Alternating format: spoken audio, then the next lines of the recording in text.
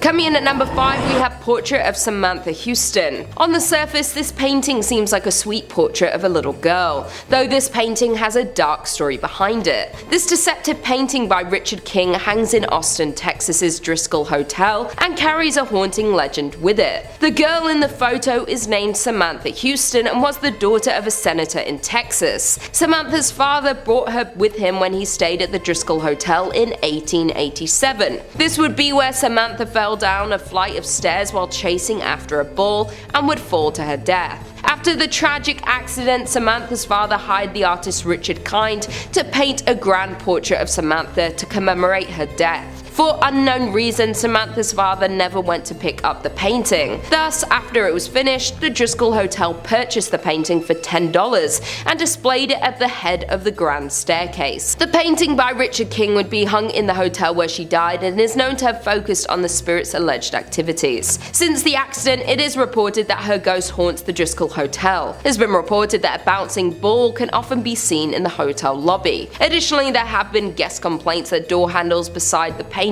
rattle, with guests also saying that Samantha's expression in the painting seems to distort as they look at it. In the painting, Samantha holds flowers and looks innocent, but it has been said by present-day hotel staff and guests that if you stare at the painting long enough, her expression changes. Sometimes her mouth appears to widen into a full smile, and other times her face would contour. Not only that, but there have also been guest reports of feeling nauseous or a falling feeling around the painting, as if they too are tumbling down a set of stairs. In 1906, Samantha's mother donated separate portraits of herself and her husband to be hung together side by side with their daughter, though the parents' painting kept falling off the wall for no apparent reason, having it be nailed to the wall. The parents' painting would be vandalized and slashed, leaving the hotel to have both paintings copied and hung without labels, with the fear that they would get vandalized again. Today, no one knows where the original paintings are. In at number 4, we have The Dead Mother. Most famous for his painting titled The Scream, Edvard Munch is not new to dark and scary paintings. The 1800s painter is a fairly dark individual and was driven to insanity for his terrible upbringing. The Dead Mother is one of his most haunting art pieces. The painting is to honor Munch's mother, who died of tuberculosis when Munch was a young boy. The painting reflects some of the angst, despair, and insanity that Edvard went through growing up. These elements are used to form what can only be described as a truly disturbing painting to look at. The painting depicts a young girl with her back turned to a bed on which her dead mother lies as she holds her hands to her ears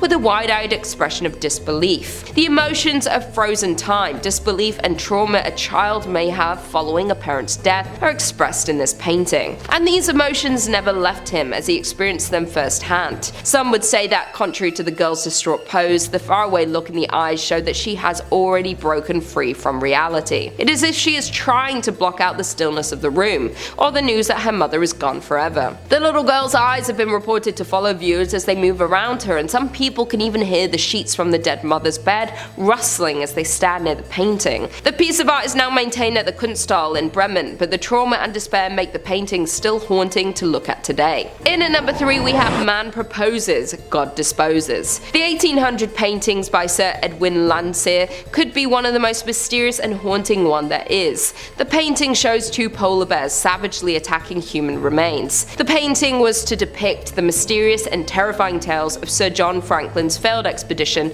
to find the Northwest Passage. Finding the passage was very important in the eyes of British merchants and sailors in the 19th century because it would link the Atlantic and Pacific Oceans and cut the length of the trip and inevitably strengthen British imperial power. Franklin was a very experienced explorer and set off on his expedition with 129 men and 2 Navy ships, but after 3 years there were no word from him. There were countless searches and missions to try and find the missing crew and ships. During one mission in 1854, they spoke to the local Inuit community, who met with some of the remaining crew after they had to abandon their ship. And after 10 years, the only thing they could find were objects from the expedition, including Franklin's telescope, seen in the painting. Most gruesome, however, was their discovery of bones belonging to members of the crew. This mysterious disappearance of the crew and their failed expedition is not only the haunting part about the painting though, as the picture is displayed at Royal Holloway University of London, where it has to be covered with a Union flag during exam season.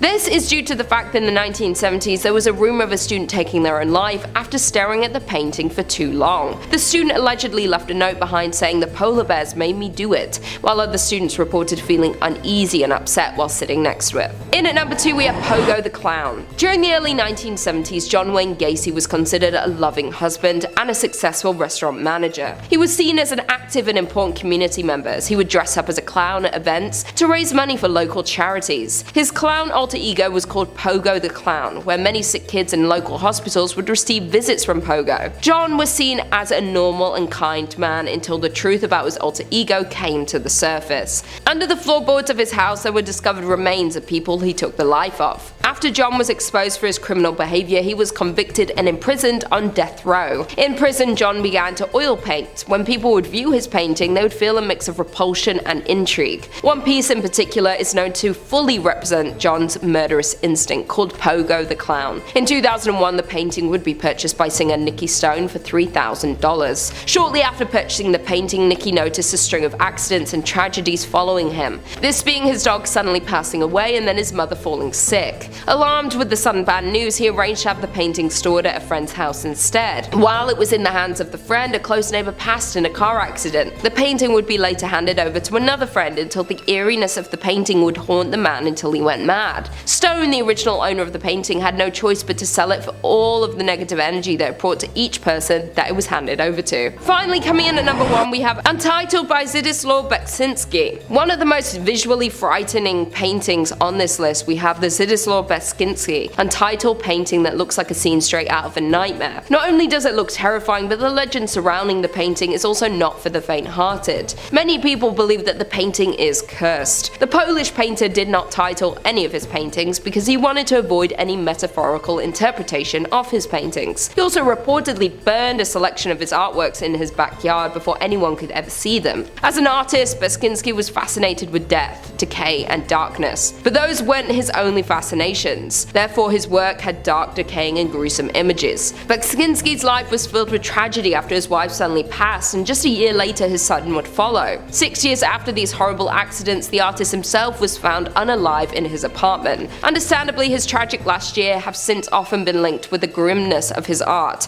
because of all of the death and bad luck that followed the artist's painting. It's believed that anyone that looked at the painting for too long would soon be met with the same fate as Beksinski's family. Number 5 on this list is the dead mother. There are so many things that we could have called this painting, but the artist decided to go with dead mother. Already off to a bad start if you ask me. The paranormal periodical says it's a pretty depressing picture. We see a young child standing next to her dead mother who lies on her deathbed. This traumatic piece of art is based on an even sadder story. Edvard Munch, the Norwegian artist behind the image, experienced the same circumstances shown in the painting at 5 years old when his mother died of TB. His works were always overshadowed by his childhood bereavement and morbid fear of inheriting a mental condition from his family, but it was this one that picked up an alleged curse. Those who view this image have reported feeling uncomfortable,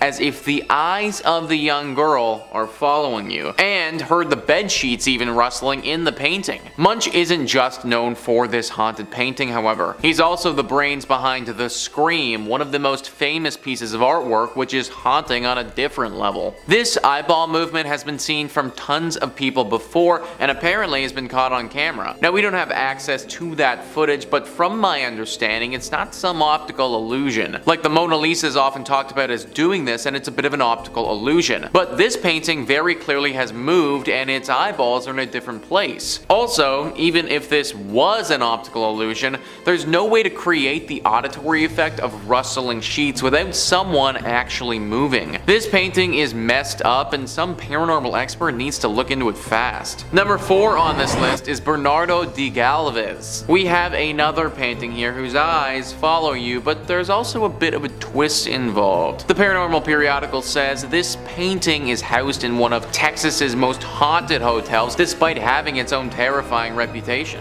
The thing is, the supernatural goings on in this hotel can be traced back to the day the painting was first hung at the end of the downstairs hallway. This is a portrait of the Spanish military officer the hotel was named after, Bernardo de Galvez. The guests immediately began to feel the eyes follow them as they walked across the hall, and to their rooms. They also felt cold spots or a sense of uneasiness if they stood too close to it. The most chilling part of this story, however, is that no one is able to take a picture of the painting without it being blurred. To ask for a clear image, you must first ask for permission from Bernardo. So from my understanding, this has been caught on camera, but there's no way to know if what people are suggesting is real or not because the image is blurred and we can't see anything, making it rather difficult to know anything at all in relation to this painting. What is it about this painting? Why is it the way that it is? Apparently, just having this moving haunted painting in the hotel has made it so that this hotel is super duper haunted now. But how is that possible? What could have possibly caused this painting to get this far gone where it blurs cameras and follows people around? We may never know why this painting is as scary as it is. Number 3 on this list is the stagecraft of the hanging man. This one is super weird and will make you want to double check all your photographs. The Paranormal Periodical says a painter was at a gallery in 1994 where she discovered a unique photograph taken by James Kidd. It was meant to simply be a picture of an old stagecoach in a stagecoach stop in Arizona, but when he developed the photo, he discovered what seemed to be a headless man. Yeah, this was a ghost. Even Kodak investigated it and claimed the photo had not been doctored. The painter was drawn to it and asked if she could do an oil painting of the image. However, halfway through the painting, she began to feel,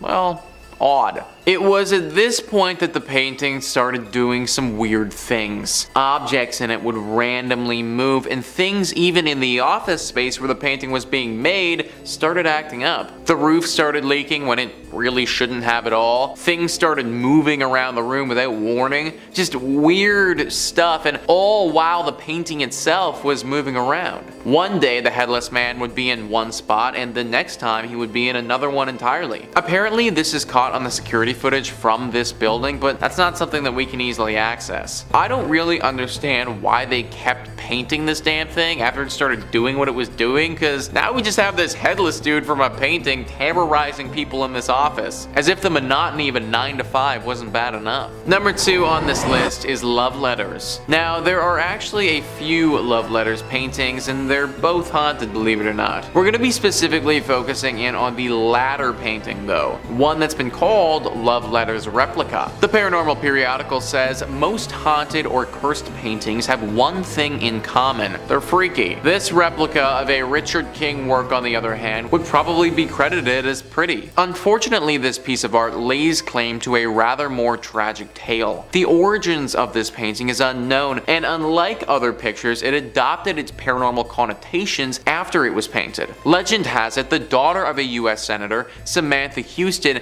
chased her ball down the grand stairs of the Driscoll Hotel and died in 1887. The picture was supposedly hung up in her memory as it mirrored her features and her kind demeanor. But it wasn't soon after it made its debut in the hotel that guests and staff began to report feeling dizzy or nauseous around the painting. But some also said the painting had tried to communicate with them. The girl's face might change expression, or she might be holding a ball instead of a bouquet of flowers. Those who have owned other replicas or prints of the painting also reported loved ones having strokes, a common link between those who had had the misfortune of bringing it into their homes. Yeah, so people literally have had this painting try to communicate with them before. That's really not what a painting should be doing, folks. I like my paintings completely still, without movement, and without the ability to mess with my freaking brain. Clearly something about paint put into this pattern to create this image just makes something haunted and creepy happen. Considering this is the replica of the original and the original is also haunted, maybe we should just stop painting pictures that look like this. And number 1 on this list is the Rain Woman. Not only does this painting move, but the woman in the painting will follow you anywhere you go. The Paranormal Periodical says it's one of the most peculiar and poignant paintings to feature, but the paranormal activity actually started when the painter first set up the canvas. Svetlana Telets, the artist behind the picture, claimed she painted it in less than 5 hours.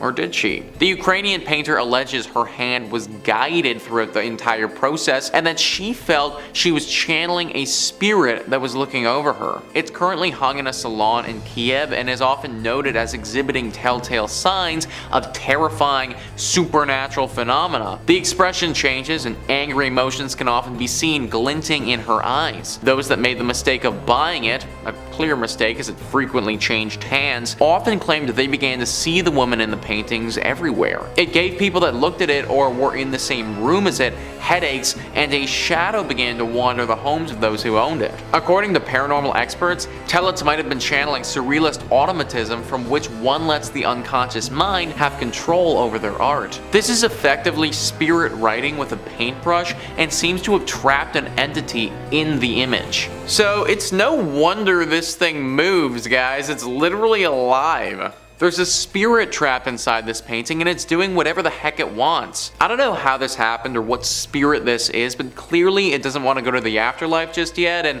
had to use this painting as its vessel. At number 5, we have Untitled painting by Zdzislaw Beksinski. This is a solid place to start. The backstory on this painting, as well as all of the other pieces by this Polish painter, have quite a dark history. Now, you probably don't know which painting I'm talking about because this artist didn't title any of the paintings that he made, so let's take a look at this piece before we dive any deeper into this. Okay, right off the bat, you can see how someone could see something in this moving. There's so many layers to the imagery and almost feels like a living, breathing representation of a tortured soul, which is exactly what Beksinski was. A troubled artist with heartbreak after heartbreak, first having his wife die, and then with his son not being able to handle the tragedy of losing his mother, his son took his own life. Beksinski was now alone, and this forced solitude along with the loss of his family came through his work. The surrealist art became more bleak, and this is when rumors of his work being haunted started to swirl. The final layer of gossip surrounding the artist would be set 6 years after his son's shocking suicide. Beksinski was murdered. Now it would seem that all the dark stories that were told about the artist are coming true. People have claimed to see the faces in this artist's paintings twisting and crying out for help. It's also said that if you look at this painting for too long,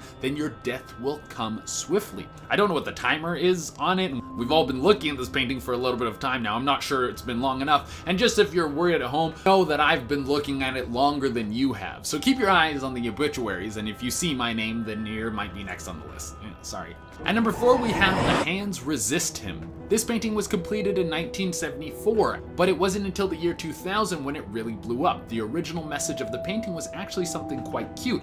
The boy in the painting is supposed to be the artist Bill Stoneham, young with his whole future ahead of him. An endless world of possibilities could be presented to the child. The hands all over the window door, even though they look like ghostly prints of someone from the other side, they're actually meant to be each one of those paths that this boy could take. And that creepy, lifeless doll that stands next to the juvenile representation of our creator, that is the captain of his journey, the one who will show the boy what is waiting for him down each one of these possible avenues. Really, the painting represents imagination and possibility, but in the year 2000, that would change. The painting was posted on eBay with a tagline talking about how the painted was cursed and haunted. Since then, people made all sorts of claims about the painting, saying that there are spirits that are attached to it. The most famous being that the hands in the window will constantly move. If you stare at the painting at night, you can see them shift and sometimes even reach out of the painting. At number 3, we have The Dead Mother by Edvard Munch. Many of you out there probably know his famous painting, The Scream.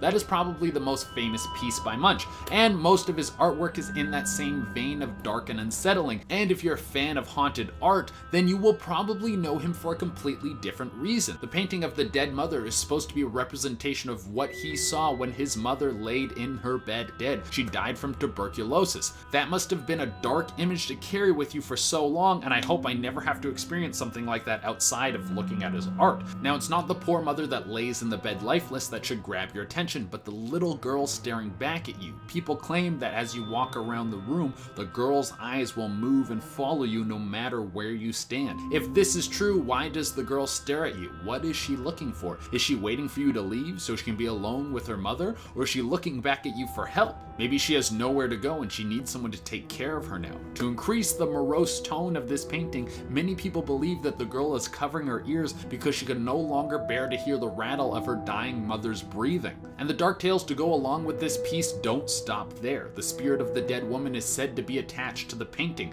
If you stand in the same room of the painting completely silent, then you should be able to hear the rustling of her sheets and even her rattled breathing. If you're there for long enough, you'll most likely leave like the poor girl staring back at you, trapped in the painting, covering your ears in terror. And number 2, we have the Crying Boy painting. This is a very famous painting, not so much for the detail or the skill or the look of the painting, but for all the crazy stories that follow it. The piece was created by Bruno Amato, and there are several reasons why the painting should be haunted. Could it be that Bruno tried to take advantage of someone's sadness? Could it be the anguish of the boy was so powerful that he would have found some way to spread pain no matter what? Or maybe it's simply a myth. The story goes that Bruno was walking down the streets of Italy when he saw a boy sitting in the street crying. Bruno had no clue what was causing this child's heartache, but he felt inspired by what he saw. This moment of pure grief he needed to paint. So he kept the image in his head and he went home to express his influence on the canvas. What Bruno didn't know was the reason the boy was weeping alone was because he just lost his whole family. The young boy's house burned down along with every member of his family, and he was the only one to survive. Now, what came of this boy? Maybe he was rescued by someone who saw him in the streets, or maybe he was not so lucky and he would stay there, sitting in that same spot,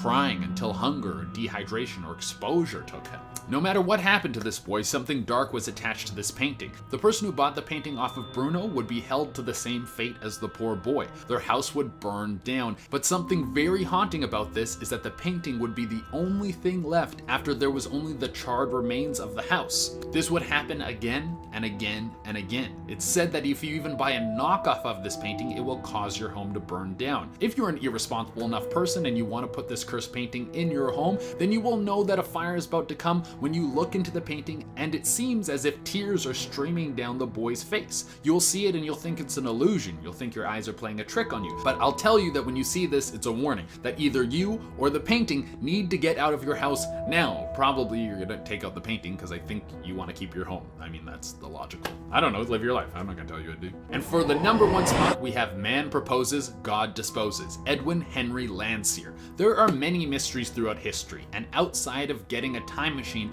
and revisiting these places on our own to see exactly what happened, we will most likely never solve any of these mysteries. One of these great mysteries is Sir John Franklin's expedition to find the Northwest Passage. 2 massive ships, the Terror and the Erebus, housing over 100 men between the 2 of them, went off on a journey and never returned. Not only that, they left no sign as to what might have happened to them. Did they get stuck in the ice and starve to death? Did their boats crash and sink? Or was their fate much more gruesome than we could possibly imagine? The painting is a representation of what Edwin thinks might have happened. Stranded and devoured by polar bears, this historical piece is a bleak idea of what the outcome of the expedition could have been.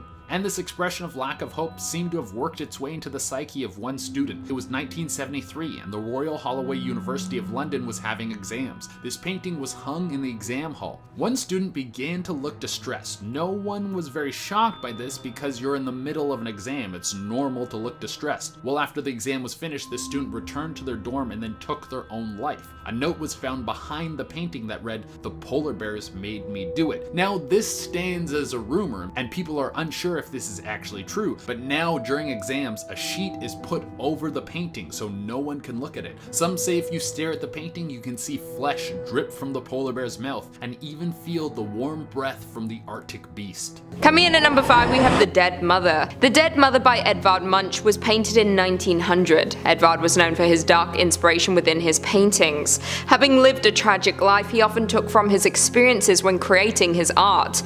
Munch had been driven nearly insane by his upbringing in the house of an angry religious fanatic of a father after the tragic death of his mother and sister by tuberculosis when he was only 5 years old. The Dead Mother seems to reflect some of that angst, despair, and insanity, with these elements congealing to form what can only be described as a truly disturbing painting to look at. It depicts a young girl with her back turned to a bed on which her dead mother lies as she holds her hands to her ears and displays a wide-eyed expression of disbelief. Already creepy enough, enough, but it gets even creepier. People who have owned the painting claim that the girl's eyes incessantly followed them, that the sheets on the mother's bed in the painting would rustle or move, or even that the girl's apparition would occasionally leave the painting altogether. Some people have felt a sinking feeling after just looking at the painting or screaming uncontrollably. After being moved from owner to owner due to hauntings, it is now held safely at the Galerie d'Art de Bremen in Germany. Being kept at a safe distance might keep the hauntings to a minimum, or maybe it can now haunt hundreds of people a day. Would you be brave enough to look in the little girl's eyes? You might catch her leaving the frame, or maybe something worse. I think it would be best to stay clear just to be safe. Coming in at number 4, we have the Crying Boy. Before we get into the second one, you might want to check you don't already have one of these paintings in your home. The Spanish artist named Giovanni Bragolini created over 60 of the original Crying Boy paintings. He sold those paintings to tourists as a reminder of the orphans of World War II.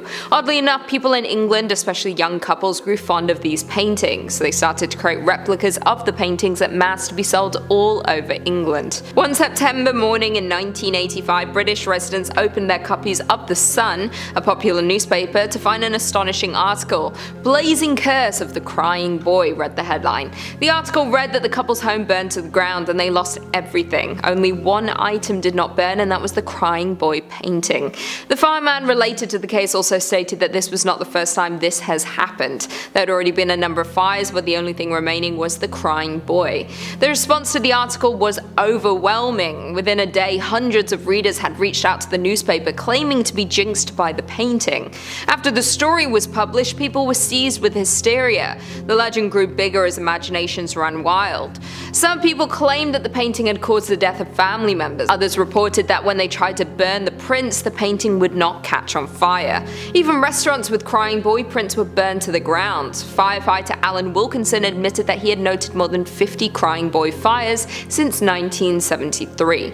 There have been stories told about who the Crying Boy is. The most popular is that the boy in the painting was an orphan living in Madrid. Despite a priest's warning that fires broke out wherever the boy went, the artist decided to adopt the child. Sometime later, the artist's studio burned down. The little boy ran away, never to be seen again. As these paintings were created in mass, there are still a number of them around. You might see them in older built houses, restaurants, or even hotels. But if you ever see one, please do not take it home, as the curse may consume everything you own. Coming in at number 3, we have Untitled Nightmarish Painting. Zdzisław Beksinski was a Polish painter who never titled any of his works. All of his work was considered to be dark. His paintings often depict anxiety, such as torn doll faces or faces erased or obscured by bandages wrapped around the portrait. His main focus was on abstract painting, although it seems his works in the 1960s were inspired by surrealism. Many of his paintings might look haunted and terrifying, but only one truly is. People call this painting Untitled Nightmarish Painting. He painted this while in a state of pure anguish after Beksinski's wife Sofia died in 1998. He created this just after she died, and it was left in his studio. A year later, on Christmas Eve 1999, his son Thomas took his own life through medicine overdose. It is said that Thomas was driven mad by the painting and could not take it anymore. The painting whispered to him to carry out horrific acts, and he finally gave in. A few years later, in February 2005, Beksinski was brutally attacked in his own home by a young man demanding that he give him money. He did not survive the attack. It is thought that from the moment he finished this painting, he and his family were cursed. This curse now follows anyone who lays their eyes on it. As all of his paintings have no name, there is no way to know where this painting currently resides. If you do get a chance to own or gaze upon the painting, do so with caution. Coming in at number 2, we have The Anguished Man by Unknown. The Anguished Man, an oil painting, is known to be one of the most haunted objects in the world. According to legends, the Anguished Man was created by an unknown artist who mixed the paint with his own blood. Shortly after his work was completed, the artist took his own life. It is currently owned by Sean Robinson from Cumbria, England. Robinson inherited the Anguished Man from his grandmother, who warned him that the painting was cursed. Although he was fascinated with the painting, Robinson had to keep it in the basement of his house because his wife did not like it.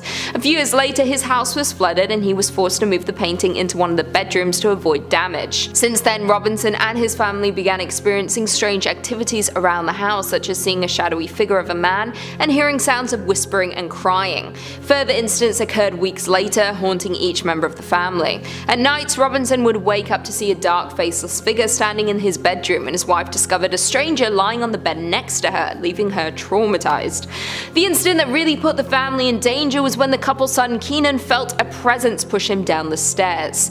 In 2011, Robinson started documenting the hauntings on his YouTube channel. One video that gained over 1 million views showed a recording of the painting filmed over 8 hours, which shows footage of the door closing on its own while the painting is in the room. In addition to that, a loud bang and sounds of scraping can be heard in the video. Since then, Robinson uploaded more videos, posting updates about the painting, and captured further paranormal activity in the house, such as its distorted sounds and a mysterious ghostly figure running past the camera. Many question why he was keeping the painting, as it was posing as a clear threat to him and his family. People have long accused Robinson of faking the footage to gain attention and views. Robinson appeared in a TV documentary to tell his story and briefly mentioned about the hoax rumors, stating, I quote, "A lot of people were skeptical, and I can understand that because I was a skeptic myself and still am, but the footage is there for you to see. It wasn't faked. There could be a perfectly reasonable explanation, but I haven't found one yet." To this day, Robinson refuses to destroy the painting and keeps it in his basement to avoid any more harm to his family. He is currently planning on bringing his story to the big screen, as La Brea Pictures have acquired the rights to make a film about the Anguished man. If he ever decided to part with the painting and sell it, this is one painting you should not consider buying. The clear hauntings are a warning to stay far away from the paintings at all time. Who knows who it might hurt next. And finally, coming in at number 1, we have The Hands Resist Him by Bill Stoneham. This painting by Bill Stoneham was finished in 1974. The inspiration for the painting came from a photo taken of Bill when he was just 5 years old. The photograph wasn't worth 1,000 words, it was worth 1,000,000 nightmares. Bill grew up poor. His family did quite a bit of traveling for his father's job. The family was staying at his grandmother's apartment in Chicago to save money. The place was so small, Stoneham was forced to sleep on a mat in a closet filled with dresses, coats, and hats. When he speaks about this time in his life, he says it was like not being in a room at all, it was like being in an article of clothing. Stoneham regularly played outside with one of the girls from the neighborhood. During one of these occasions, his parents had both kids pose in front of a glass door for a photograph. They couldn't have known that 2 decades later, Stoneham would transform the Monday childhood photo into a terrifying painting that has become the stuff of internet legend. Looking at the original picture, it is interesting to see how he interpreted the scene. The little girl does slightly resemble that of a doll, and the young Bill does not look happy in the moment. He explained that the hands are the other lives, the glass door, that thin veil between waking and dreaming. The girl/doll is the imagined companion or guide through this realm. He has since expanded on his collection, telling the tale of the boy and the doll throughout their story. The haunted history of the original painting dates back to 1974, when it was purchased from an art gallery. At first, nothing seemed to be wrong with the painting, but over the next few years, everyone involved with the painting since its sale had passed away. This included the actor who purchased it, the owner of the gallery who sold it, along with the art critic who had written about it. It would be another 26 years before Stoneham heard of his paintings again. Unbeknownst to him, it had been abandoned behind a California brewery turned art space. In 2000, the painting resurfaced in a listing on eBay. The family selling it wrote a horror story of a product description that reads, "At the time, we wondered a little why a seemingly perfectly fine painting would be discarded like that. Today we don't. One morning, our 4-year-old daughter claimed that the children in the picture were fighting and coming into the room during the night." The father of this young girl set up a motion-sensitive camera in her room to show his daughter there was nothing to be afraid of. Instead, he saw the boy crawl from the painting. The last 2 pictures purport to show the doll coming to life and using a weapon held in her hand to force the boy to leave the painting. These details proved to be a huge draw for buyers. The eBay listing was viewed more than 30,000 times. Some of these viewers even complained to the seller about experiencing supernatural occurrences after merely visiting the listing. By the time the painting was sold to gallery owner Kim Smith for $1,025, its legend had spread across the internet. A month after the eBay auction ended, Smith spoke with a paranormal website about life after purchasing what had become known as the haunted eBay painting. Today, the painting rests in a storage pocket in Smith's gallery in Grand Rapids, Michigan. Smith recently received a low 6-figure offer for the painting but turned it down, so if you did want to purchase the painting, you would have to offer a large amount to even be in with a chance. Why anyone would want to offer to buy it is beyond me. At number 5, we have The Portrait of Samantha King by Richard King. A ghostly backstory is what every good haunted painting needs. Sometimes this will come way of Reddit. Someone will find a picture and then write some story about it or something. Or sometimes it'll be someone online claiming that a painting is haunting their dreams for no reason at all, but the best ones are connected to death in some way. Now, this painting was done by Richard King, and most people think that the painting is of his daughter Samantha, which is actually not true. It's actually a replica of the famous painting titled Love Letters. But here's why people think that the painting is of his daughter. It's because it feeds into this amazing ghost story. The painting now hangs in the Driscoll Hotel in Austin, Texas. It was this very hotel where the young girl Samantha King was playing. It said that she was playing right in front of where the painting is hanging. She was bouncing a ball off of one of the walls in the hallway, and then it rolled away from her and went down the stairs. She went running after her ball, and she lost her footing and then fell down the stairs and died. This was national news because Richard King was a US senator at the time of this tragic event. After everything settled down, people reported hearing strange things around the painting. Some say that they could hear a girl laughing as they walked by it. Other people said that standing near the painting made them feel faint, like they were going to fall over or even vomit. The scariest stories are that if you look into the painting for an extended period of time, the face will start to twist its shape and contort into something more terrifying. Ooh. Now, I have no idea if any of these stories are true, and the fact that the painting isn't actually of the young girl kind of takes away from it, but it seems that people have almost willed this ghost into existence. At number 4, we have the Anguished Man. Something that is really perfect in horror is mystery. That's honestly my favorite part about anything that uses horror as its medium for a story. A good horror will have so much unknown, and the whole time you're watching it or reading it or whatever, you're thinking to yourself, what the hell is going on? I need answers, but you really don't want the answers because that will ruin exactly what's going on for you, and that's what's happening with this painting here. The Anguished Man is made by an unknown artist, and it has a laundry list of stories that go along with it, and it makes sense why. Just look at this piece. It has elements of The Scream, and there's something about the lack of features that just makes it even more chilling. It's just a total expression of pain and dread. It looks like he's looking into something so horrific that this is the only expression he can make. Something so terrifying that noise doesn't even escape his mouth. Now, what makes this piece even more creepy is the fact that people say it might have been made using human blood, and there are several layers to this. Some people say that it might have been the artist who used his own blood, and other people say the artist was some sort of serial killer who would torture his victims by slowly draining their blood and then using that blood to make his paintings. But in the end, no one really knows, and as I said before, it makes this painting so much more frightening. At number 3, we have Laura P's haunted painting. If this specific story of this haunting is true, it would be a huge bummer. It's kind of like if you bought a carton of eggs and you got home and all the eggs were broken, and then there was also a ghost attached to the box. Laura P was a pretty well-established artist. She did many original works, and one of the things she was most famous for was recreating photographs as paintings. She would do this often, and there was one occasion where she painted a rustic scene with a wagon in the middle of what seemed like a farm. It was very, very beautiful, and the whole thing just melts your heart. She worked in a restaurant and she brought it in, and everyone loved it. They were all like, we can't wait for the day where you leave this place and you move on to be a famous painter, and they decided to hang it. Well, it wasn't long after the painting was put up that she started to get some complaints from her colleagues. They kept saying that the painting must have not been hung right, or that there was something wrong with the wire in the back,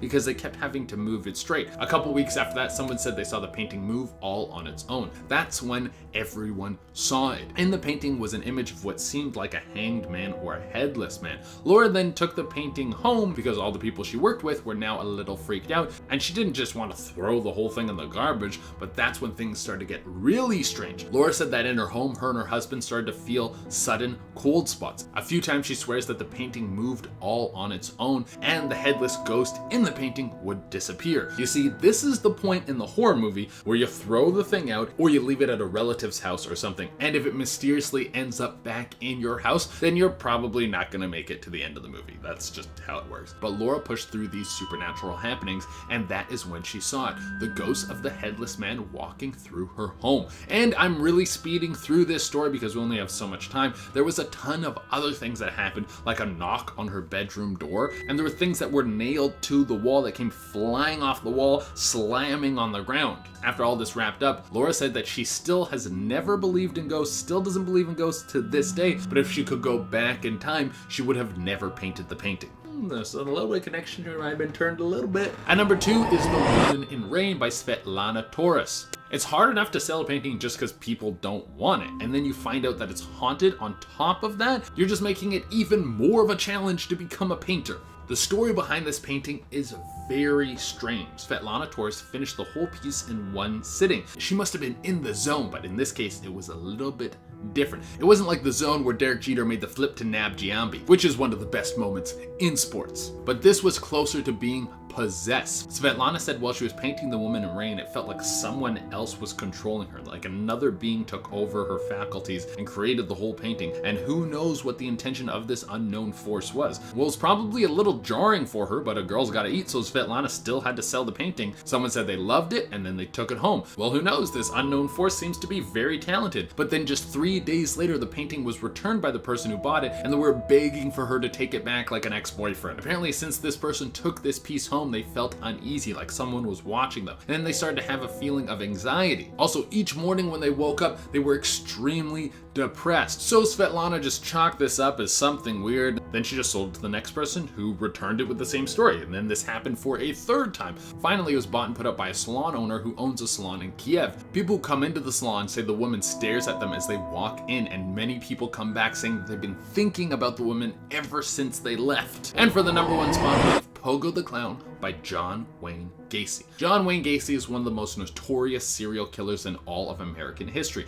He would brutally torture young men and boys before he killed them. Even with Gacy's handwritten map, it took the police weeks to recover all the bodies he had buried in the crawl space under his house. When the police investigated his home, they walked into the basement and they all nearly vomited from the smell of rotting bodies that were buried down there. There was even more bodies found in a river next to his home. In total, there was 33 victims attached to John Wayne Gacy. One of the creepiest things about this psycho is that he would dress up as a party clown. He would go to kids' parties dressed as a clown to be the entertainment. This is disturbing on several levels. It seems like in his downtime, he decided that he wanted to take a shot at making some art. He made a self-portrait of him as Pogo the Clown, and when you think about everything this man did, this piece is truly terrifying. Some people say that if you stare at the painting for too long, you can see his smile stretch as if his soul lives in the painting. All right, everyone, that has been our list. I hope you guys enjoyed all the content we made for you guys today. And now I'm going to throw to you guys a unanswered horror question. Something you guys can discuss in the comments, and maybe as a team, we can get to the bottom of this. I love creating these think tanks. They are so interesting. So here we go. What does Anna whisper to Mademoiselle at the end of the movie Martyrs? In 5th place, we have Ed's paintings. So long before they were famed ghost hunters investigating, the Amityville Horror and featured in films such as The Conjuring, Ed and Lorraine had a much different hobby. Painting. Actually, it was how the duo made a living. Ed Warren was a trained fine arts painter. The duo traveled all over the country to sell their paintings, and they also taught art classes. The couple used Ed's paintings as a way to gain entry into houses they wanted to investigate. They would research houses they believed to be haunted, and then drive to the house. After Ed painted the house in question, he would then hand the painting to Lorraine, who would go up, knock on the door, and offer the homeowners the painting, which would usually turn into a conversation about the property and the hauntings. This process was how their investigative career began. Ed became known for his barn door art, painting tranquil winter scenes on stained pine, which was all the rage for adorning the wood grain halls of any home in the late 60s, and apparently these paintings are now quite rare. Many of his paintings that have been photographed feature different haunted houses, and examples of his art and calligraphy style are displayed throughout the museum. In 4th place, we have black magic masks. These fall under the practice of tulpa, which is a concept in theosophy, mysticism, and the paranormal, of a materialized thought form, typically in human form such as an imaginary friend or being that is created through spiritual practice and intense concentration. In simpler English, the masks act as a representation of the practice, which is a form of mysticism that involves creating sentient and autonomous beings separate from oneself. So, an imaginary friend? The concept of tulpas and their creation, including the word tulpa, come from a close-in Tibetan Buddhist practice, with tulpa being a Tibetan word for creature of the mind. Tulpas did not become part of Western paranormal lore until the 1970s, and those who practice have been cited as wearing masks similar to Halloween ones in order to take on the appearance of whatever the mask looks like. I guess that explains why I've seen many cheap-looking Halloween masks in the video walkthroughs from the museum, so I suppose I'll retract my statements that I made about how pathetic they look. If anyone is curious about modern practices and appropriations of tulpamancers, the interweb origins can be traced back to 4chan message boards in 2009, and no, if you don't know what that means, I'm not going to elaborate on just how cursed that sentence was to utter. Oh, it gets worse. Alright. The communities gained popularity when adult fans of My Little Pony started discussing tulpas of characters from the Friendship is Magic television series. The fans attempted to use meditation and lucid dreaming techniques to create imaginary friends. Look, I knew someone back in high school who fell under that subculture, and he was the furthest thing from mentally stable. The guy had people munching fantasies as well. Time to move on before I get nightmares again. In third place, we have a satanic idol. So this story began in 1991 when a deer hunter was walking through the woods in Connecticut close to where Ed and Lorraine resided.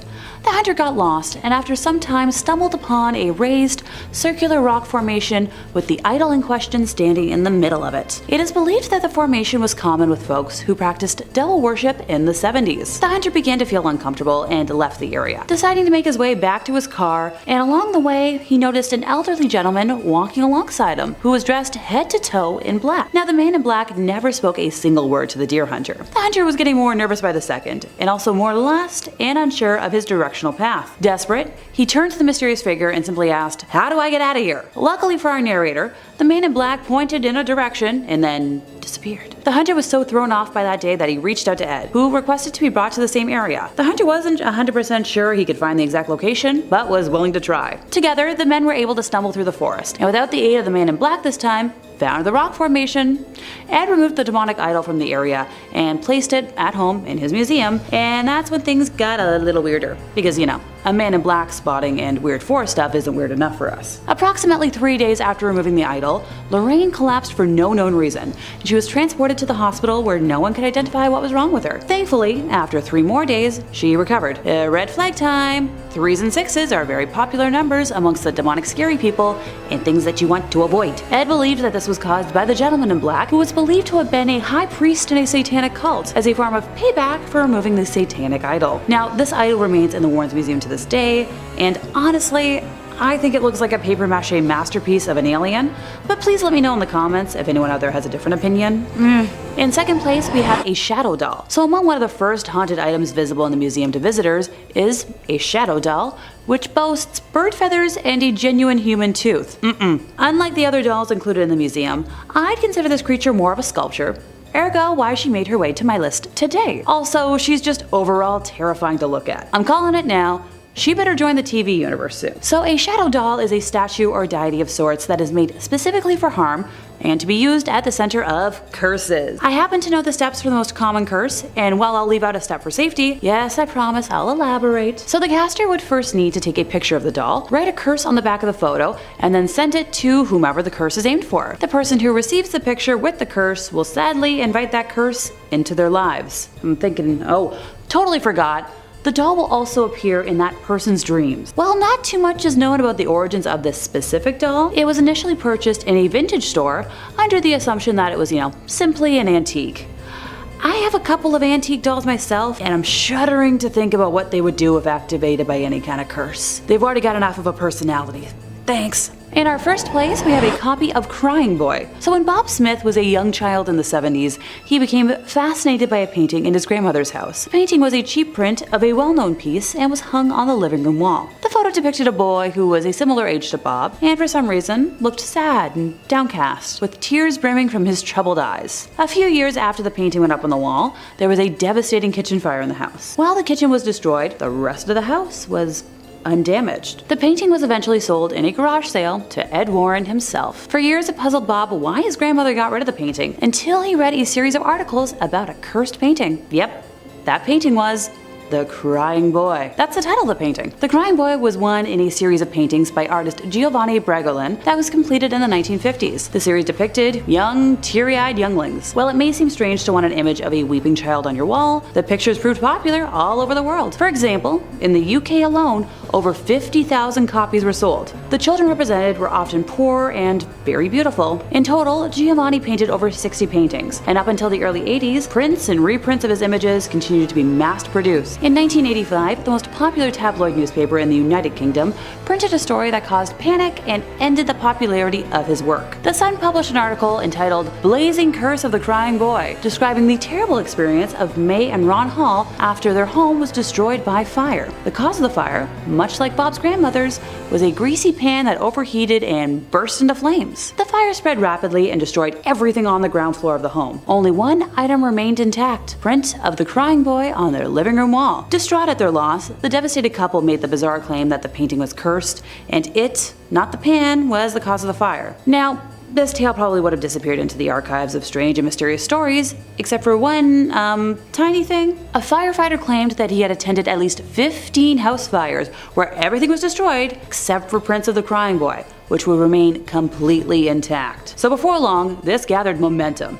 and a rash of fires all over the world were blamed on the cursed child, not to be confused with the play that's currently running of the same name. In subsequent articles, the Sun went on to claim that a woman had lost her house to a fire 6 months after buying the painting.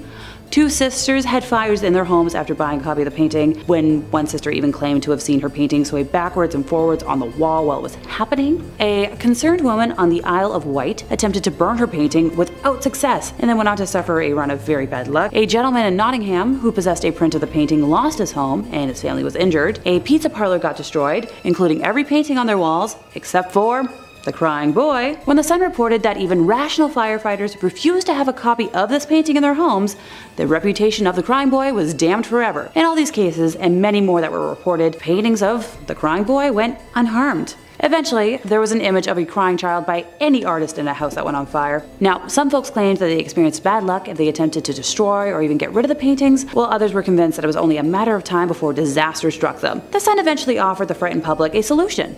On Halloween night of 1985, hundreds of the paintings were collected together by the newspaper and burnt under the supervision of the fire brigade. So, why would this seemingly innocent series of paintings be cursed? Theories ranged from the little boy being from a Romani family who placed a curse on the artist, to others claiming that the subject of the painting had died in a fire and his spirit was trapped in the art.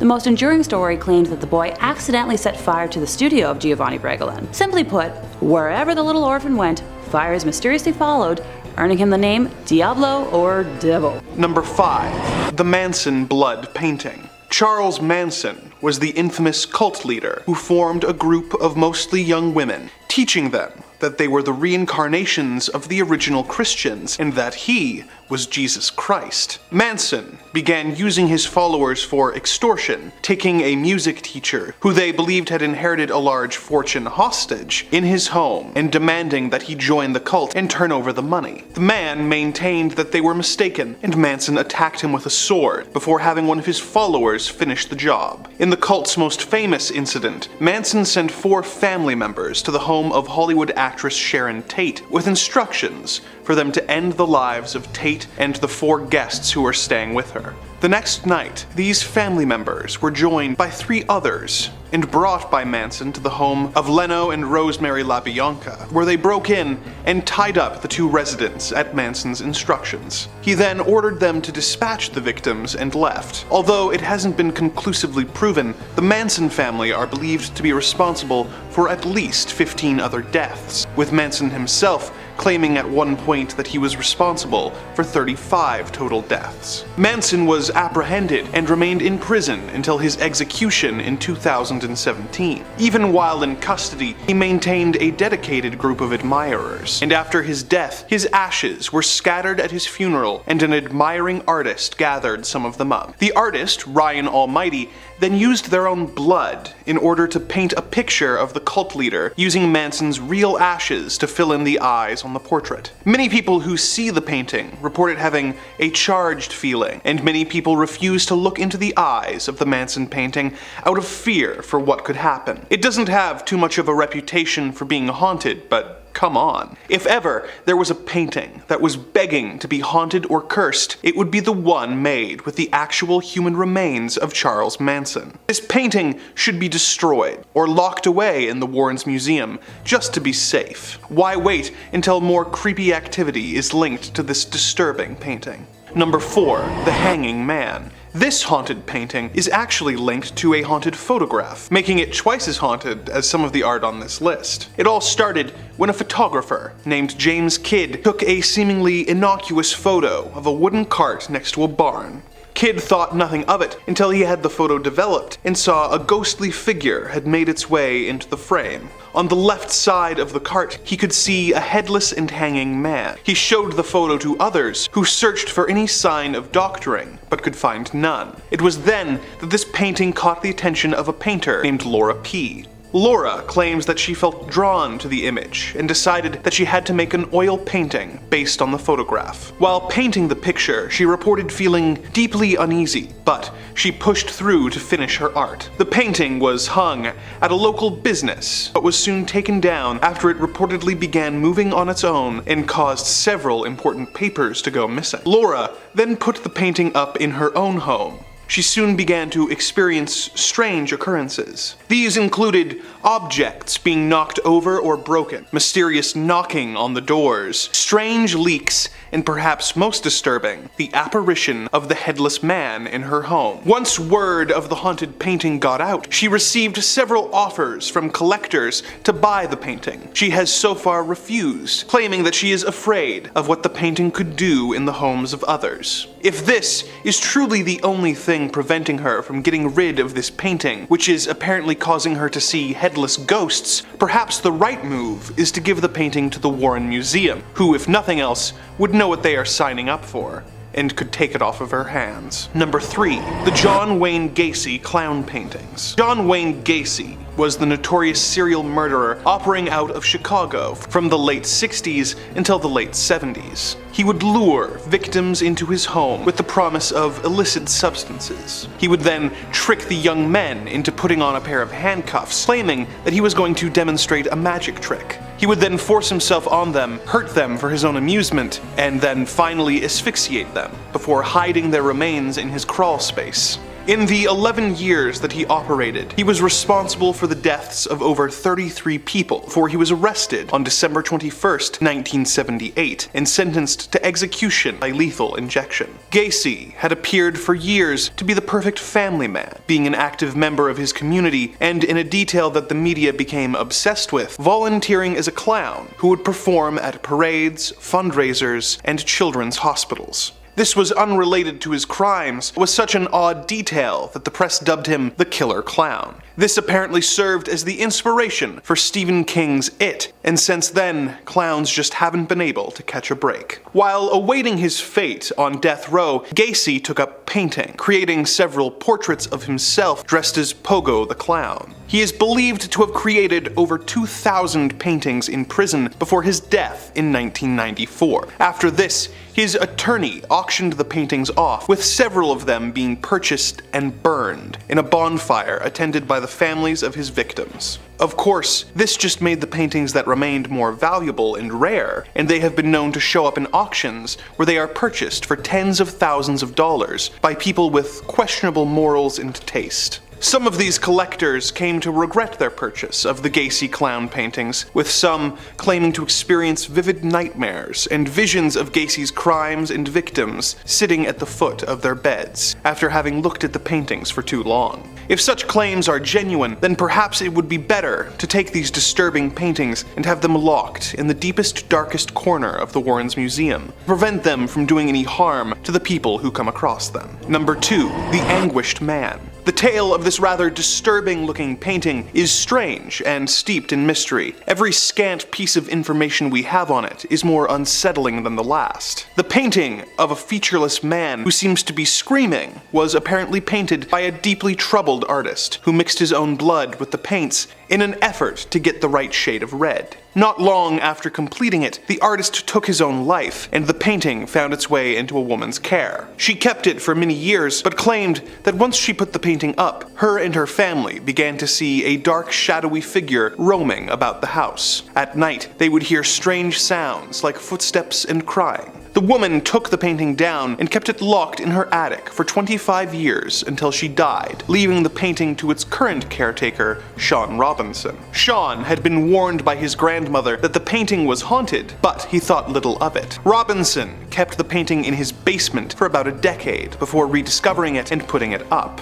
Once again, the family began seeing the dark, shadowy figure roaming the halls and hearing the sounds of weeping and moaning during the night. Sean began leaving a camera on by the painting to try and get evidence of its paranormal nature, and upon reviewing the footage, heard some odd noises and saw evidence of doors opening and closing, seemingly by themselves, and the painting falling over onto the ground. As time went on, the activity became more and more intense, with his wife seeing a strange mist and an unseen force pushing his son down the stairs. Things went from bad to worse when guests who came to see the painting began reporting intense and sudden nosebleeds. Sean takes the painting out from time to time to show it to paranormal investigators and television programs who want to hear his story, but otherwise, the Anguished man is apparently kept locked away in a safe location to prevent any further harm from coming to unwitting people. As much as this might be the right move, someone like Sean, with very limited knowledge of the paranormal, might not be the right person to take care of such a dangerous piece of art, and it might be safer for him and everyone else if it were handed over to people with more experience dealing with cursed and dangerous artifacts,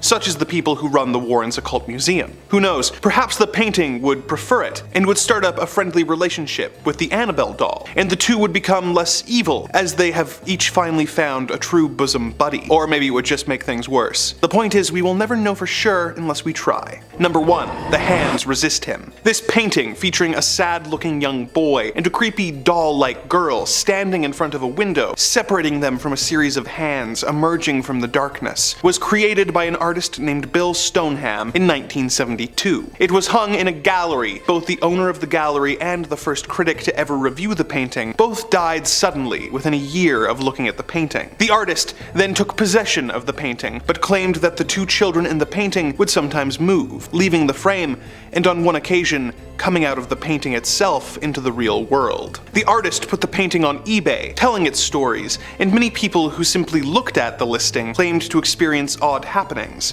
such as hearing voices or chills, or becoming ill. The painting sold for a little over $1,000, but if it is really so powerful, perhaps it should be taken to the Occult Museum, where the harm it can do can be limited as much as possible. Coming in at number 5, the portrait of Bernardo de Galvez. When the Galvez Hotel opened in the 1900s, they hung a portrait of Spanish military officer Bernardo de Galvez, after whom the hotel was named, in the hallway. It is not actually known who painted the portrait or when it was painted, but it is believed it was commissioned by Bernardo himself. He was a Spanish military leader who fought for the American colonies during the Revolutionary War. He died in 1786, but according to countless observers, the portrait of him that hangs at the end of a downstairs hallway at Hotel Galvez is haunted by the man's ghost. Bernardo de Galvez died of an illness in Mexico City in November of 1786, only a few months after his 40th birthday. So how would his spirit have found its way to the Galvez Hotel? It could be possible that his spirit became attached to the painting and therefore was transported with it to the hotel. In life, he was regarded as a hero for fighting for his country, but in death he seems to bring people fear while visiting the hotel. Soon after opening, the hotel guests started to report a cold, uneasy feeling when they passed the painting, as if they were passing right through a ghost. Others could feel the eyes of the painting following them around the room. This has even been captured by photographers. It is said that if you want to capture a picture of Bernardo de Galvez, you must first ask permission. If you do not, then your picture will come out blurry. Is his spirit just watching over the hotel, or maybe he has some unfinished business that he wants to resolve? Either way, I would not want to spend time around this painting. In at number 4, man proposes, God disposes. What a name. Man Proposes, God Disposes is an 1864 oil-on-canvas painting by Edwin Landseer. The painting depicts an imagined Arctic scene in the aftermath of Sir John Franklin's expedition in 1845 to explore the Northwest Passage. The 134 men of Franklin's expedition left Greenheath in May 1845 on 2 steam-powered ironclad icebreakers. After 5 left the ship, the remaining 129 men were last seen by a whaling vessel in Lancaster Sound in July 1845, but then disappeared without trace into the ice. The expedition was well provisioned for a voyage of several years, but eventually search parties were sent out as time passed and no further sightings were made. In 1854, Inuit recounted tales of sightings in 1850 to Captain John Ray, and he found some dead bodies on King William Island. Ray also reported suspicions of cannibalism among the last survivors. Having been lost for 5 years, all of the provisions would have been long gone. In 1859, Francis Leopold McClintock published The Voyage of the Fox in the Arctic Seas, an account of his voyage on the Fox in search of Franklin from 1857 to 1859, and his discovery of the remains of 2 crew from Erebus on King William Island, together with a ship's boat and other detritus. The painting is said to be inspired from a real-life image of the discovered remains that brought back panic in the Canadian government. It is currently on display at Royal Holloway, University of London, where it has also been seen as cursed. The curse dates back to the 1920s. There was a student taking an exam in the hall where the painting is on display. The student was sat directly in front of the painting. During the exam, the student took 2 pencils and forced them into their eyes. They did not survive. When he was found, it was discovered he had written "The polar bears made me do it" on their exam paper. This is believed to be in reference to the polar bears in the painting. Since then, it is believed anyone who sat in this spot during an exam has failed. Students will now refuse to sit in the space, and the painting must be covered during every exam, otherwise the students will refuse to sit their exam. Could this painting make people mad, just like those lost at sea in 1850? We will never know for sure, but at least they keep the painting covered most of the time. Why keep it covered? Just throw it away, to be honest. In at number 3, the stagecraft or the hanging man. In 1994, James Kidd, a commercial photographer, placed one of his photos on display at a gallery in Tombstone, Arizona, where Laura P. was showing some of her oil paintings. The photo was the old stagecoach stop at Tombstone. He first took a photo of the stagecoach stop and an old stagecoach, and then he wound his camera so he could get a double exposure photo with another old wagon in the foreground. When the picture was developed, however, it revealed something unexpected. Standing on a log to the left of the wagon is a figure that the photographer did not see when he took the picture. Upon close inspection, the figure appears to be a headless man. The figure's coat, pants, and boots are quite plain and easy to see, but he has no head. The photographer says the photo has been examined by Kodak and other experts to prove that he did not doctor it in any way. Laura couldn't get over the photo and asked him if she could do an oil painting of it. He agreed that she could.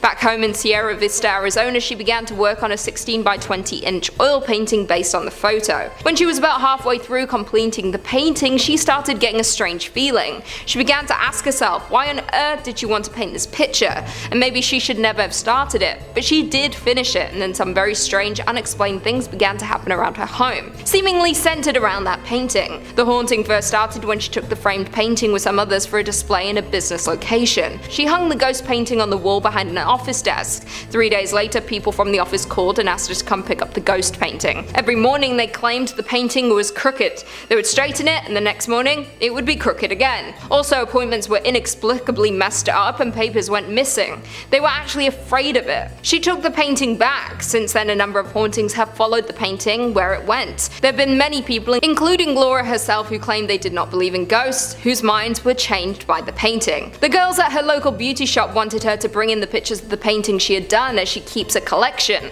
One woman started bragging that she did not believe in ghosts and that it was silly of them to avoid touching the picture.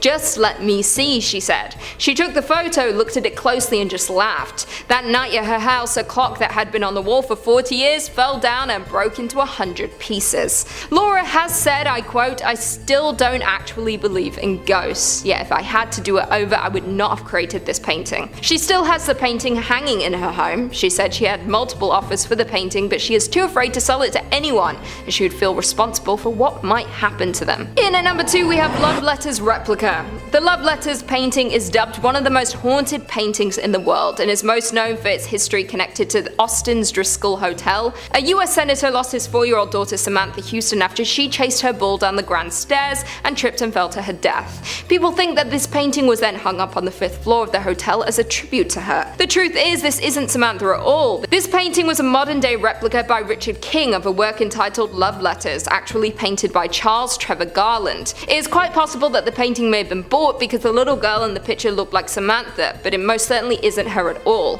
When this picture was hung up on the 5th floor of the hotel, people were reported feeling dizzy around the painting, nauseous and having strange sensations like being lifted off the ground. Others have said that the girl in the painting has tried to communicate with them and her expression changes. The weird thing about this haunting is that this is not the original painting of Samantha, but no one knows where the original is. Could her spirit have chosen to attach itself to this painting anyway, or is there another spirit attached that everyone has assumed is Samantha? And finally, in at number 1 we have the Rain Woman. Having completed the painting in a mere 5 hours, the artist Svetlana Telets revealed a hand was guiding her. The painting was completed in 1996. The first purchaser was a lonely businesswoman. She hung it up on the wall in her bedroom, and after 2 weeks Svetlana got a call late at night from the lady stating, "Please take it back, I can't sleep. It feels like there is someone else in my apartment beside me. I even took it off the wall and hid it behind a cupboard, but I have this feeling." The second purchaser, a young man, bought this painting. He too couldn't stand it. He brought it back to the artist without even taking his money back. He said he kept dreaming of it, and he complained that every night there was a shadow of the woman walking around. He stated that it was sending him mad and he was extremely afraid of it.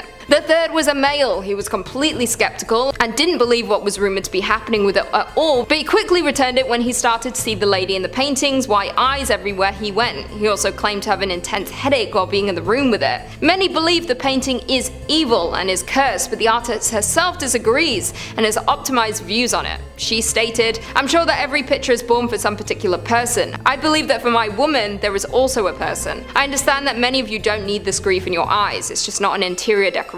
I'm sure there is someone who looks for it as it looks for that someone." She believes that the painting will not haunt the right person, that is simply waiting for that person to buy it. The Rain Woman is now on show at the Tate Modern in London. As no one now sleeps near the painting, the public appear to be safe from the hauntings. But in the future, it may once again hang in someone's home. The Rain Woman may roam again. In at number 5, we have the Stagecraft. This eerie painting was an adaptation of a photograph that was taken by photographer James Kidd. The photo was taken of a wooden car, and when the picture was finally developed, it shows a ghostly figure of a headless man standing on a log to the left of the wagon. The figure's coat, pants and boots are quite plain and easy to see, but he has no head. The photograph was examined by Kodak and other experts, and it was proved that this photo was not tampered with in any way. In 1994, James Kidd displayed his photo at a gallery in Tombstone, Arizona, and painter Laura, who was also showing off her art at the gallery, saw the Stagecraft photo and was very intrigued. Laura asked James if she could make an oil painting of the photo. He said she could, and she began to work on the 16 by 20 inch oil painting based on the photo. When she was about halfway through completing the painting, she began getting a strange feeling, and Laura thought to herself why she chose that photo to paint, or maybe she shouldn't have even started it, but she did finish it. After completion of the painting, some very strange and unexplainable things began to happen around her home, seemingly centered around that painting. Laura says she doesn't believe in ghosts, but she isn't able to explain how or why these strange things happened. She took the painting to hang it in the office she worked at, and 3 days after doing that, the office called and asked her to come pick up the ghost painting. Every morning, people claimed the painting was crooked. They would straighten it, and the next morning it would be crooked again. Also, appointments were suddenly messed up and papers went missing. People in the office were very afraid of the painting, so Laura took it back to her house. Since she took it home, her and her husband would experience weird occurrences like knocks on the door, but no one was there. Seeing a white hazy figure of a person, a clock which hung on the wall for over 40 years suddenly fell and broke, mysterious leaks in their roof, and even though it was brand new and looked at multiple times by workers who said nothing was wrong with it. Many weird things happened not only to them but also to friends of theirs who would come over or just look at the photo. Laura claims even after all of these unexplainable experiences, she still doesn't believe in ghosts, but if she could go back, she would never have created the painting. In at number 4, we have the Rain Woman. The Rain Woman was painted in 1996 by a Ukraine artist by the name of Svetlana Telets. One day she began to feel as if someone was always with her, and one day she had the urge to draw, and she believed she captured who was watching over her. During the creation of the painting, she felt that a hand was guiding her during the entire process and had finished the Rain Woman in less than 5 hours. After finishing the painting, it was put on the market and was bought but then quickly brought back which occurred many times by different purchasers of the Rain Woman. The first woman who bought it claimed she couldn't get any sleep and felt someone was beside her even after hiding the painting behind a cupboard. The second purchaser was a young man, and he too couldn't stand to keep the painting. He brought it back to the artist without even taking his money back. The man said he kept dreaming and complained that every night there was a shadow of the woman walking around and he was extremely afraid of it. The third buyer was a male and was completely skeptical of the cursed painting, but he too quickly returned it when he started to see the lady in the painting and her white eyes everywhere. He also claimed to have intense headaches while being in the room with it. It's believed that this painting is possessed by an evil spirit that has been haunting her targets and the creator since the completion of the painting. Apparently, the woman infiltrates targets' homes through a gallery transaction or art purchase. She takes her time to select her preferred target. She simply sits, displayed, and when an appropriate target comes along, they will be inexplicably drawn to the painting and compelled to purchase it. Once she is bought and brought into the home, the targets start to experience sleeplessness, nightmares, general misfortune, conflict with others living in the home, and the feeling of constantly being watched. It is unknown whether the painting is possessed or cursed, but due to so many people experiencing similar things while owning the painting, it's known around the world as one of the most haunted paintings in the world. The painting now hangs in the Venezia Salon, Merchik's furniture on the streets of Kiev. Customers who visit the shop today claim that you can catch the painting smiling or having a glance of anger. In at number 3 we have Crying Boy. The Crying Boy was originally created by Italian painter Giovanni Bragolin in the 1950s and has been mass-produced in alternative versions over the years, all portraits of tearful young boys or girls. In addition to being widely known, certain urban legends attribute a curse to the painting. One major reason for these claims come from a fire that happened in South Yorkshire, England in 1980. The owners of the home, Ron and May Hall, lost nearly everything to the blaze except one item, a painting of the Crying Boy. His wide eyes looking out from the wreckage are not even blackened by the smoke. In September of 1985, British tabloid The Sun published a story about the Crying Boy painting that caused fires, and the story was backed up by a local fire station officer. The officer said these paintings turned up mysteriously unscathed in fires across the UK, all of which started spontaneously. After the story came out, many people got rid of the painting from their home, while others shrugged off the rumours and kept them hung in their homes. These paintings were readily available in stores during the 1950s to 1970s, so many people had one. They appealed to many young couples who wanted to decorate their homes with art. The paintings bear the prominent signature of one Giovanni Bragolin, but for quite some time no one could find information on this mysterious artist and why he paints sad children. One backstory from 2000 was about the boy in the famous Crying Boy painting, who was said to be a street urchin named Don Bonillo, who accidentally started a fire in which his parents died in Spain. From then on, whenever the boy went, a fire followed, giving him the nickname Diablo. Many people throughout England who had owned these paintings had unfortunate events happen to them, often involving fire. The Sun, who did the original story of the cursed painting, told the public to send them their paintings and they will set fire to them and get rid of the curse, and they did just that. They put out an article on Halloween in 1985 with the headline Crying Flame, claiming they dissolved the curse once and for all with a bonfire, burning stacks of these paintings which were all sent in by the public. The bonfire blazed near the River Thames, dissolving the curse into smoke. In at number 2 we have The Hands Resist Him. The Hands Resist Him was created by artist Bill Stoneham in 1972. It shows a young boy and a female doll standing in front of a glass panelled door against which many hands are pressed. According to Bill, the boy is based on a photograph of himself at the age of 5. The doorway is a representation of the dividing line between the current world and the world of fantasy and impossibilities, while the doll is a guide that will escort the boy through it. The hands represent alternative lives of possibilities. This painting became the subject of an urban legend and a viral internet meme in February 2000 when it was posted for sale on eBay, along with a description implying that it was haunted. The painting was first displayed at the Feingarten Gallery in Beverly Hills, California, and was even reviewed by an art critic at the Los Angeles Times. According to Bill, the owner of the gallery and the art critic who reviewed the painting died within 1 year of coming into contact with it. During the show, the painting was purchased by actor John Marley, who had a notable role in the movie The Godfather. After Marley's death, the painting was found at the site of an old brewery by an elderly California couple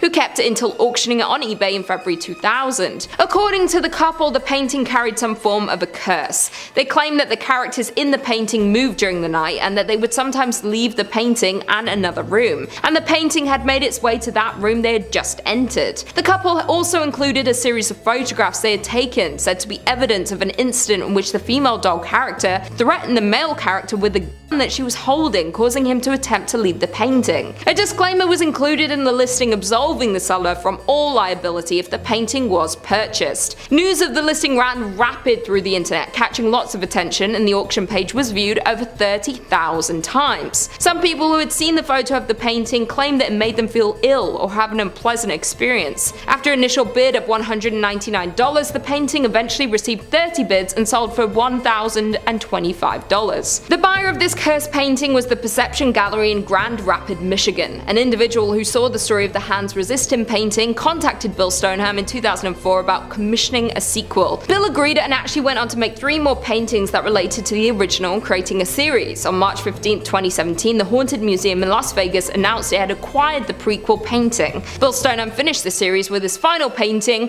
What Remains, in 2021. And finally, in at number 1, we have the Anguished Man. The Anguished Man is probably one of the most famous cursed paintings of all time. This oil painting is known to be the world's most haunted, not only paintings in the world, but objects, next to the Annabelle doll and the Dybbuk box. This famous painting was created by an unknown artist who mixed the paint with his own blood. The artist was very troubled, and soon after finishing the painting, he took his own life. The Anguished Man is currently owned by Sean Robinson from Cumbria, England. He inherited the painting from his grandmother, who warned him that the painting was cursed. Despite what his grandmother said, the painting fascinated him. So he did take it, but he had to keep it in the basement of his house because his wife didn't like it. In 2010, Sean removed the painting from the basement after a flooding happened and put it in one of the bedrooms of the home. Shortly after moving the painting, Sean and his family started to experience strange happenings around the house, like seeing a shadowy figure of a man and hearing sounds of whispering and crying. The incidents kept happening, haunting each member of the family. At nighttime, Sean would suddenly awake to see a dark, faceless figure standing in his bedroom, and his wife discovered a stranger lying on the bed next to her, leaving her traumatized. The occurrence became dangerous when the couple's son Keenan felt a presence push him down the stairs. In 2011, Sean uploaded a video on YouTube titled Ghost Activity Caught on Tape, Haunted Painting, The Anguished Man, which had gained over 1 million views. The video was recorded for 8 consecutive hours in the bedroom where the painting hung. The video contains footage of the door closing on its own, a loud bang, and sounds of scraping can be heard. Sean continued uploading videos, posting updates about the painting and capturing further paranormal activity in the house, such as distorted sounds and a mysterious ghostly figure running past the camera. To this day, Sean still owns the cursed painting and refuses to destroy it. He keeps it in his basement to avoid any more harm to him and his family. He is currently planning on bringing his story and experiences to the big screen to make a film about the Anguished Man.